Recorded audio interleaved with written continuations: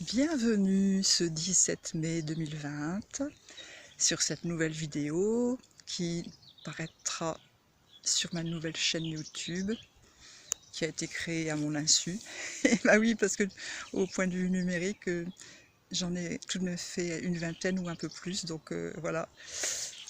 Ceux qui me connaissent savent que je ne suis pas du tout branchée sur tous ces moyens pratiques, certes, mais je me débrouille et les vidéos que je présente sont toujours artisanales, authentiques, naturelles.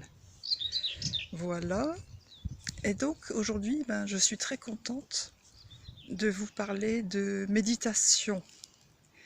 Alors auparavant, eh bien je dédie cette méditation aux personnes qui n'ont jamais médité, qui aimeraient peut-être savoir comment j'enseigne la méditation, en particulier quelques jeunes et surtout en particulier mes enfants, mon fils, sa compagne, leurs amis. Et d'ailleurs à ce propos, je voulais honorer un petit cadeau précieux que m'avait fait mon fils il y a quelques années. Des boucles d'oreilles améthystes, violettes, mauves, du mauve jusqu'au blanc, et que je porte peu, pas souvent, parce qu'elles sont tellement précieuses que voilà, je les mets en des moments très précieux comme celui-ci. Voilà. Alors la méditation, eh bien je commence à la pratiquer en 1998-99 chez un maître de yoga, Hatha Yoga, un Indien de la région de l'île. C'est une méditation très sévère, dans le sens où elle est thérapeutique et elle peut guérir des zones du corps abîmées, blessées, malades. Et en même temps, c'est fait avec toute la beauté et la profondeur de l'enseignement de l'Inde par ce maître de yoga indien. Donc je poursuis cette méditation 5 ans chez lui. Elle est tellement merveilleuse, avec des musiques de l'Inde, avec des temps de silence, avec une pratique de Hatha Yoga. Super. Et puis, mon chemin me mène vers la méditation tantrique cachemirienne. Quelques années, non, un an ou deux après, quelqu'un dans la région de l'île pratique cette méditation d'une certaine façon qui me plaît beaucoup. Et ensuite, je suis amenée par lui à rencontrer le maître de cette méditation, Daniel Audier. Et c'est différent, mais c'est normal, chacun interprète les enseignements à sa façon, à la manière où c'est le plus authentique pour cette personne, pour son âme. Il est bon qu'elle se reconnaisse vraiment dans une voie qui lui convienne. Et donc cette méditation, je l'enseigne de nombreuses années, à partir de 2003 jusque, je pense, 2012-2013, donc une bonne dizaine d'années. Et donc cette méditation, elle parle d'unité, de non-dualité de l'être humain. Elle parle de Shiva Shakti et de la troisième composante, qui est l'être humain, la triade, dont je parle un peu dans mon second livre, Om, âme, amour, suggestion des êtres de lumière, eux, nous. Ce titre signifiant que nous sommes des êtres de lumière, au même titre que les êtres galactiques. Voilà. Et puis les dernières années, 2012-2013, peut-être un peu avant d'ailleurs, je propose de réunir cet enseignement avec la méditation occidentale, hein, qui est différente et qui d'ailleurs, à cette période-là, pour moi, ne prend pas en compte tous les chakras. Pour moi, il y en a un 7e très important, le Soma Chakra. Mais quelqu'un m'a dit, un spécialiste, que cette dimension-là est ouverte aux personnes qui sont branchées en 5e dimension, en tout cas qui se sentent appelées et qui ont déjà peut-être un vécu. Voilà. Et donc je fais ma propre méditation dans ces années-là, avec pas mal de monde et avec des gens qui méditent aussi dans le corps. Voilà. Avec le massage tantrique cachemérien dont je dis quelques mots sur mon site. Voilà. Et ensuite, oui, et les années qui suivent, je suis de plus en plus dans une méditation de l'action. Car méditer, quand on a bien intégré ce que veut dire l'unité, la non-dualité, le fait d'être en phase tout le temps, ou le plus souvent possible dans la journée, d'être en phase avec tout ce que nous vivons dans l'instant présent, eh bien, cette méditation que j'enseigne permet d'être dans la conscience de chaque acte de la journée, de chaque action, de chaque moment. Et là, cela permet d'être vraiment relié à plus haut que nous. À plus haut que nous, c'est une vue de l'esprit, mais c'est surtout à l'intérieur de nous, hein, pour contacter notre propre lumière intérieure, puisque nous sommes des parcelles de lumière, non seulement cosmiques, mais galactiques. Donc j'ai découvert, je vérifie si je suis toujours face à l'écran, avec mes lunettes de soleil. Et donc je parlais de, oui, en phase cosmique et galactique, ce qui est mon cas, puisque j'ai été appelée en 2017 par les êtres galactiques, que j'appelle êtres de lumière, arcturiens. J'en témoigne sur mon site avec des photos, peu de photos, mais il y en a quelques-unes. Et 3 ans après, Nicolas Turban du site Éveil Home m'a bien confirmé cela, et en précisant même que je faisais partie d'une race d'arcturiens, les échinéens mammaliens. Donc voilà, je suis porteuse de ces connaissances, bien humblement. Et je vous l'apporte aujourd'hui. Je voulais aussi préciser qu'en ce moment, bien sûr, hein, le 17 mai 2020, en cette période très particulière où on nous demande de rester le plus souvent chez nous, avec 1 heure par jour gracieusement accordée pour être dans des pratiques physiques, individuelles, et bien, dont ici j'en suis, hein, là j'ai sorti mon vélo, je vous montrerai peut-être en fin de vidéo. C'est sur mon heure de sport que je vous parle. Et oui, je reviens à mon appartenance aux Arcturiens. Contrairement à d'autres, même des amis proches, que je continue de me faire dans ce domaine-là. Des amis qui, eux, sont davantage dans la lutte, l'éveil de conscience dans le concret et en se battant, en luttant. C'est très bien, c'est très bien. Ils font partie d'autres familles, certaines guerrières, certaines de ces espèces guerrières. Mais moi, c'est pas ça, hein. Les Arcturiens, ce sont des êtres d'amour, comme les précédents, hein. Eux aussi, mais avec des fonctionnements différents. D'ailleurs, j'ai déjà agi, hein, concrètement dans la société un certain nombre de fois en 2018. Donc voilà, j'ai fait cette part que je devais à la société pour me faire entendre. Maintenant, je reviens à qui je suis, arcturienne profondément, Et donc un être de paix, d'amour, de transmission de l'unité entre chacune, chacun, et dont l'enseignement est celui-là, hein. Entre autres. Ils ont beaucoup de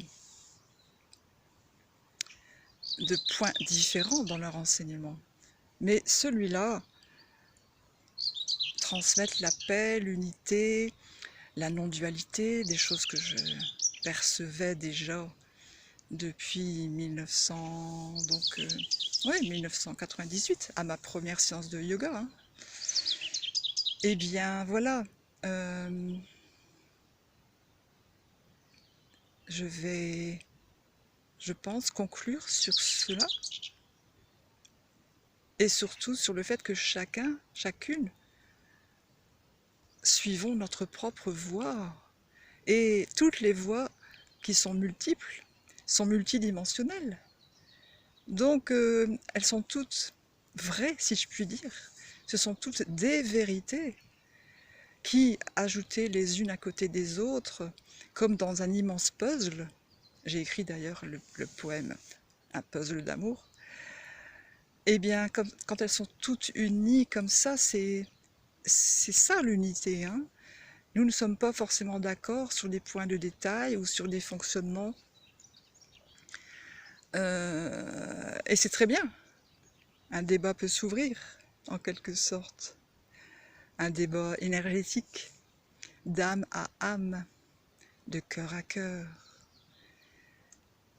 Et voilà, et je dis de nouveau ce que j'ai écrit un petit peu dans mon second livre, et puis aussi dans certaines vidéos, que je suis donc une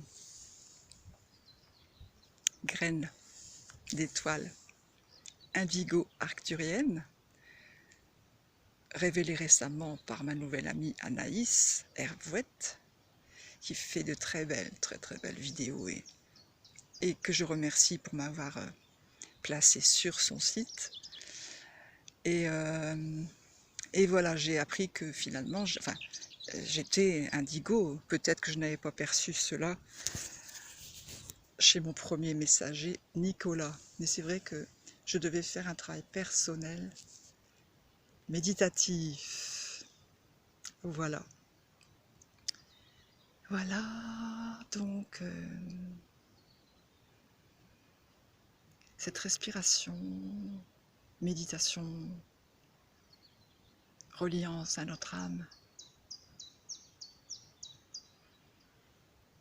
c'est un inspire et un expire.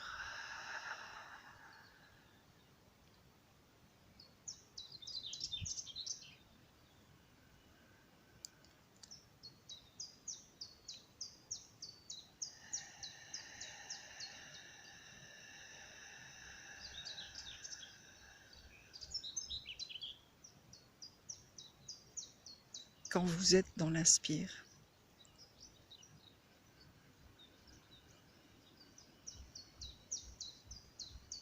c'est Shakti qui est là, l'énergie. Et quand vous êtes dans l'expire, c'est Shiva qui descend en vous.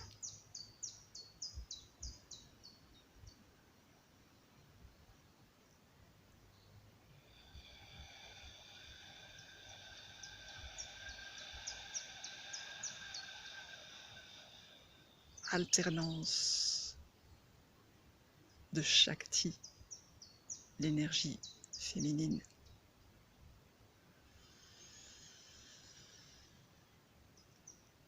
et Shiva, la descente de l'énergie en nous, humains. Et au bout d'un certain temps,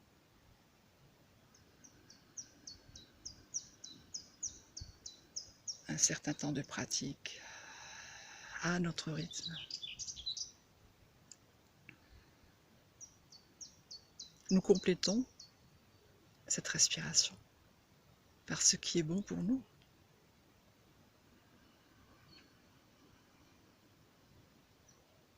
Inspire, expire, sans forcer.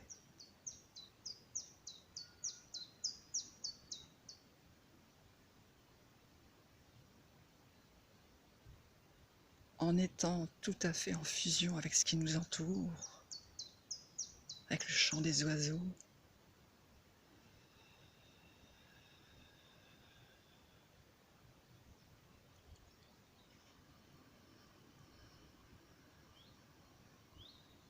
Dans ce silence,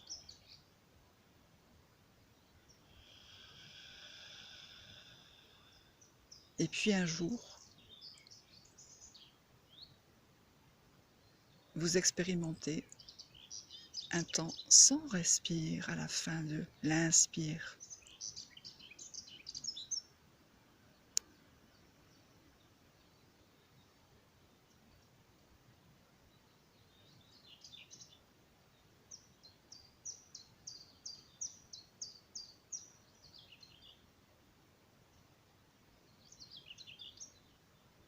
Et puis à la fin de l'expire, ce sera de nouveau un temps sans respire, sans souffle.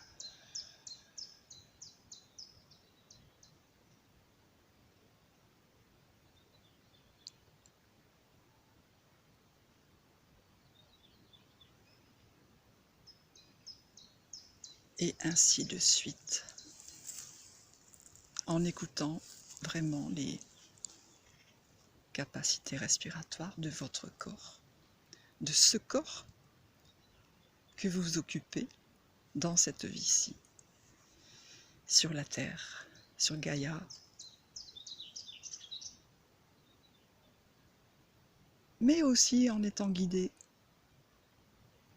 par une petite voix lumineuse, profondément ancrée en vous, qui vous rappelle que vous êtes de là-haut, vous êtes divin, vous avez tout en vous depuis des années, des centaines d'années, des milliers d'années, des générations, et depuis des éons. Donc, il suffit juste de revenir à votre centre en vous ancrant le plus possible dans la nature pour méditer.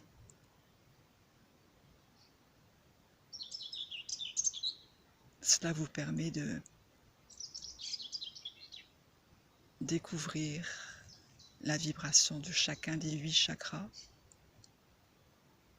plus le 9e, quelques pouces au-dessus de la tête.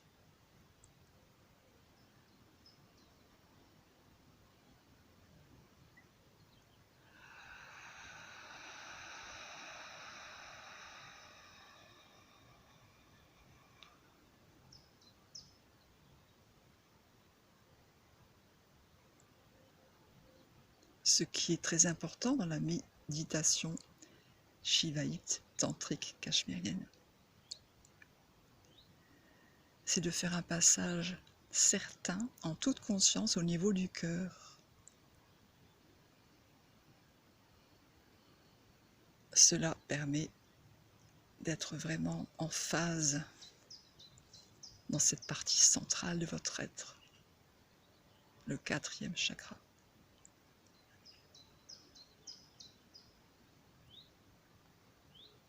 Qui est le lieu de rencontre des énergies inférieures, c'est-à-dire du cœur jusqu'en bas du corps, et qui sont sans doute bousculées en ce moment. Et puis d'être en phase avec les chakras supérieurs qui vous amènent progressivement au long de cette pratique à qui vous êtes, à d'où vous venez et à quelle dimension vous appartenez en ce moment, et aussi vers quelle dimension vous souhaitez aller. Dans ce présent, c'est déjà possible dans ce présent de faire des allers-retours. d'autres personnes vous disent plein de choses à ce sujet. Je suis là pour autre chose.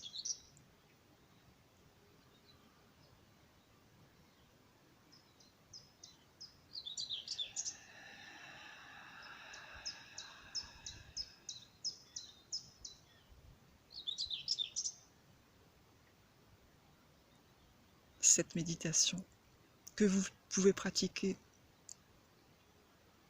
bouche ouverte au début et puis bouche fermée, uniquement respiration nasale au bout d'un certain nombre de jours, de semaines, de mois, d'années peut-être, qui est plus intériorisé. Vous écoutez votre intuition, c'est tout simple et vous verrez que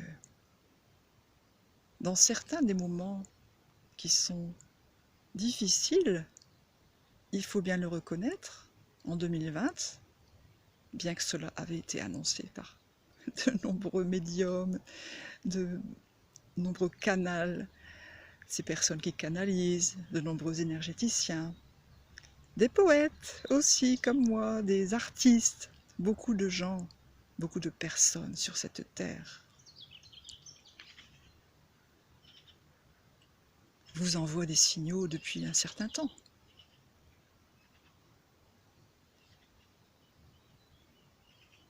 Voilà, je quitte l'aspect énergétique, l'aspect de l'âme, de cette pratique, de ce moment avec vous.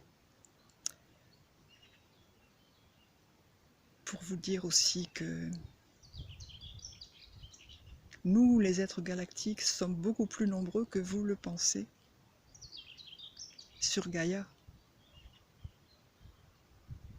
Nous sommes déjà sur Terre, certains de ce qu'on appelle l'équipe au sol est déjà à l'œuvre depuis bien longtemps.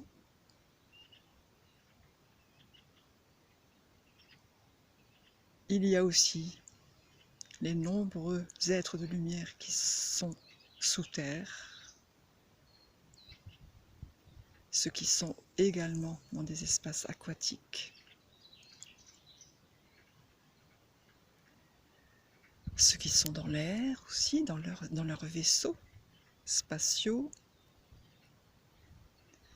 Non pas qu'ils nous observent, mais ils se manifestent à nous depuis, pour ma part depuis 3 ans, à leur observation, pour nous faire des coucous, sachant qu'ils sont là pour nous aimer, pour nous aider, parce qu'ils ont vécu ça aussi il y a des éons et des éons, et ils voudraient que la Terre rejoigne les autres planètes. Ceci dit, si tout le monde réussit à élever ses vibrations, cela changera la donne de construction d'un nouveau monde, d'une nouvelle humanité, pleine d'amour, pleine d'action, de co-création à plusieurs, par petits groupes.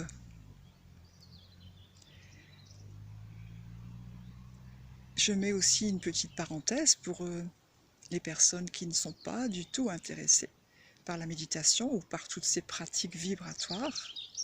Ce n'est pas grave, il n'y a aucune obligation. Écoutez votre voix. Au moment où les choses se corseront, s'intensifieront lors de cette rencontre entre l'ombre et la lumière qui est déjà là, eh bien, les personnes qui ne sont pas interpellées peut-être seront retirées de ce monde-ci et iront sur une autre planète plus en phase avec eux, plus adaptée à qui ils sont. Et donc c'est l'occasion de vous dire et de vous redire aussi, ne soyez pas triste si vous perdez un proche, des proches, ou des personnes connues qui vous émeuvent depuis un certain temps, depuis longtemps. eh bien, c'est leur voie, parce qu'ils avaient choisi cela, comme nous toutes et nous tous. Chacun avons choisi ce vécu. Et l'heure de notre naissance, j'en parle sur mon site d'ailleurs, j'en parle dans le conte, le tout premier conte, en Camargue, avec les chevaux. Et j'en parle également dans mon site, sur une partie dédiée au départ dans l'au-delà de nos défunts. Et donc, non seulement nous avons choisi l'heure de notre naissance, nous avons choisi la famille qui semblait nous correspondre pour continuer à travailler, à œuvrer. C'est pas un travail ingrat, ni un travail avec le sens fermé du mot travail, hein. C'est une action, une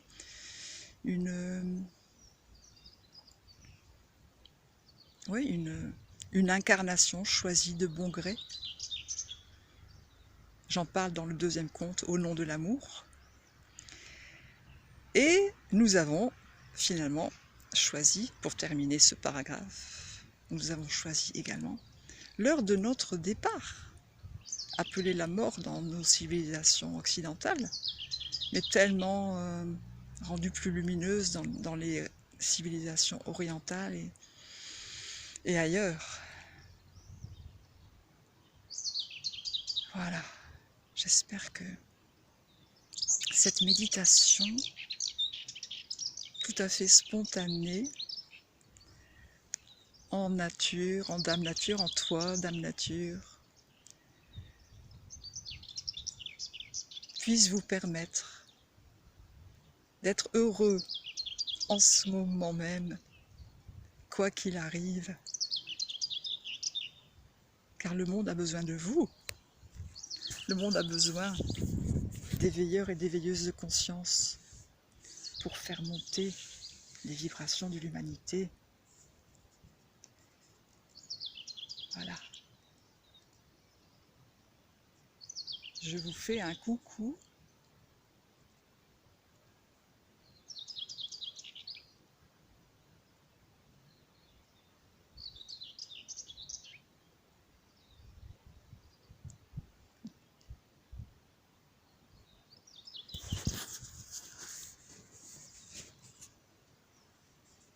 En Dame Nature, verdoyante, qui est si belle, avec face à moi les boutons d'or, si vous les voyez, parce que j'ai pas mes bonnes lunettes, j'ai des lunettes de soleil, donc j'ai du mal à peut-être à les capter. Et peut-être que vous voyez mon vélo, peut-être. C'est un détail, c'est pour apporter de l'humour dans cette vie merveilleuse. Je vous embrasse toutes et tous. Je vous aime, comme je le disais dans une vidéo précédente. C'est une rumeur qui court que nous nous aimons, mais il est bon de la véhiculer partout. Aimons-nous. À bientôt.